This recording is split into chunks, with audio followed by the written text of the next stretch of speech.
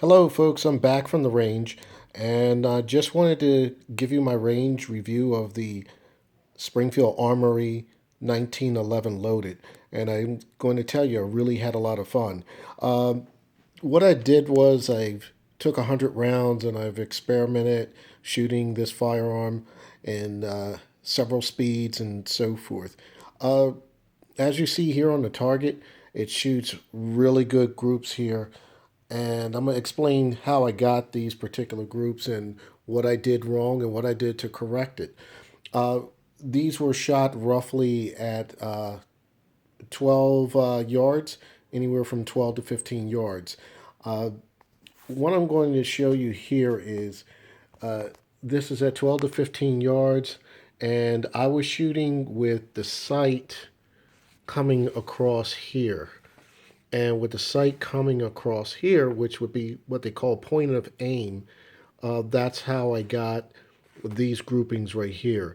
It's not bad groupings for, I would say, 15 yards, 12 to 15 yards. Had one flyer there, but it's a really, uh, it felt good to shoot from that distance and its accuracy. Over here, this is what they call a 6 o'clock hold. And the 6 o'clock hold is more of your, I would say, more like a target shooting type way to use this firearm. So as you see here, I did very well at 15, 12 to 15 yards with these kind of hits right here. Very tight, and it made me look like a pro. Actually, the gun is better than I am. I'm going to say it had very good groups. Like I said, I was trying to feel my way around. And what's interesting is the manual. If you look at the manual from Springfield, it explains the point of aim. And point of aim to me is basically your combat style shooting. So you're only using your front sight. And it mentions here on in your, let's see if I can get this. It mentions here in your catalog, correction, it's your manual. It tells you that if you use what they call the 6 o'clock hold, the 6 o'clock sight picture is actually Springfield Armory sets up their guns to read from 25 yards at a 6 o'clock hold to get centering patterns like I did here. And that's when I was experimenting, did use the sight picture at 6 o'clock. That's how I got this group right here. This was just point of aim, which is only just using the front sight, and it's the reason why I got that grouping there. I just need a little more practice with it, but I really like the gun and it functions very well. No flaws in this gun whatsoever. I will mention that there's one thing that you might want to know about with this firearm is the magazines. I use the regular magazines. These are the original magazines from correction. This is not the regular magazine. Well, let me start with this one anyway. This is a magazine from Colt. This was from a Colt Series 80. And the thing about this magazine here is when you insert this into your magazine well and you rack the slide, guess what? You're not going to be able to get your slide stop down. I thought there was something wrong. I was able to eject it, no problem. I tried it again, used this magazine again. It locked the slide back and I couldn't get it forward no matter how much strength I used to pull down on the slide stop, so I ejected that. So I was not about to use this at the range for fear of any other issues that I would have for malfunctions. Another magazine I would like to mention is these are the Wilson Combat magazines. They work very well in my Kimber Raptor 2.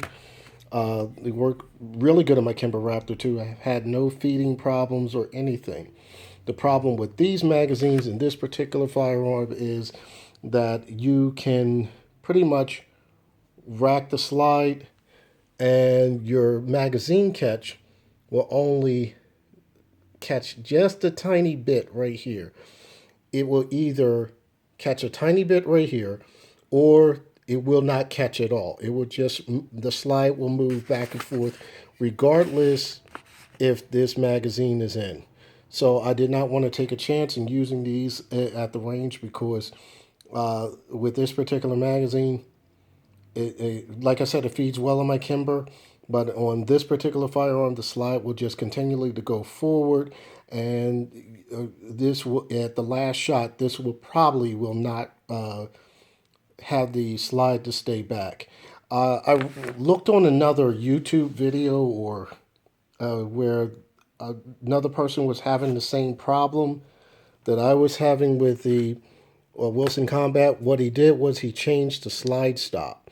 He changed this to a Wilson Combat slide stop, and now this magazine was able to feed with no problems back and forth. So I don't know. I don't think I'm going to change the slide stop. Maybe I will, just to have an extended slide stop right here. I had a Wilson Combat slide stop before it worked very well. So that's just something to think about. If you're thinking that there's a problem with your firearm, it's not that. It's due to the magazine and in conjunction with your slide stop. So there's some little bit of issues from there. And here, right here, this is a from my Kimber Raptor 2. This is the Kim Pro mag. It's an 8-round mag. It fed the rounds in flawlessly with no problems. So basically, I only used the Kim Pro mag and the magazines that were supplied to me from Springfield Armory. I do like the fact that there's a butt plate here with the usual Springfield's Armory ones. The flat plate, this is the flat plate. I don't have the magazine at this time to reach it, but they're the flat plate. Sometimes if you slap the magazine in the bottom, you can pinch yourself. So I will be looking to order more Kimber magazines or ordering more Springfield Armory magazines with the butt stop here, which is great to slap the magazine in. And if you eject it, it falls free, hits the ground, therefore there won't be any damages. The other thing I had to say about this firearm, it's very good gun.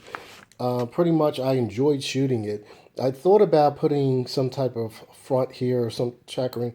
After firing the firearm, I'm not going to bother because it's not even noticeable. It's not even a thought. You get a good grip and you don't have to worry about getting something in the front, like something with a pattern with serrations. Everything with this firearm is good. The safeties are good. The sights are very good. And I'm very impressed with how I shot with this firearm. Like I said, there was, like I said, with the shot patterns here, with the 6 o'clock, which I believe is more like a target thing, that's how I got that grouping right there. This is more of a combat style. I cannot wait to shoot this gun again because I really had fun today shooting it. For the amount of money that you pay for this firearm, it is very well worth it. There was one other thing I want to mention is, well, two other things. Earlier, I was trying to determine whether this firearm was made in the U.S. My understanding, it is 100%, and I've talked with somebody. If you look here where it says NM, that does not mean that it's for partially made in Brazil. It's made in the U.S., but the NM stands for National Match. So this is something that, just in case you wanted to know what the NM stands for, it's that's how you determine if it was made in the U.S. and it's the national match. I guess you would say designation. And this firearm is also made in like a Series 70, like a 1911 pistol Series 70 configuration, as far as it goes, far as the firing pin block. Hang on one second, I'll show you what I'm talking about. Okay, I'm back. Like I said before, I'm using my cell phone to do this. In the back with the slide rack here, there is what they call a firing pin block or plunger inside back here, and that was a safety feature that was on added in the Series 80s pistols and up in 1911s. This particular firearm does not have that plug there, so it's pretty much based off a Series 70, and that is what I found out recently about this firearm, and I'm going to tell you, it is a fun firearm to shoot. It's a little on the weighty side, but I highly recommend this firearm. I never had so much fun with the 1911 until I bought this particular firearm. I fired a lot of 1911s, but this is a complete package. I'm not going to even change the grips. I'm not going to do anything else. Uh, the only thing I think I might do is probably get that extended slide stop, but other than that, I don't think I'm going to do anything with it, and it's good by itself. All right, if any questions or you have any comments or any advice, just feel free to contact me, and happy shooting. Stay safe.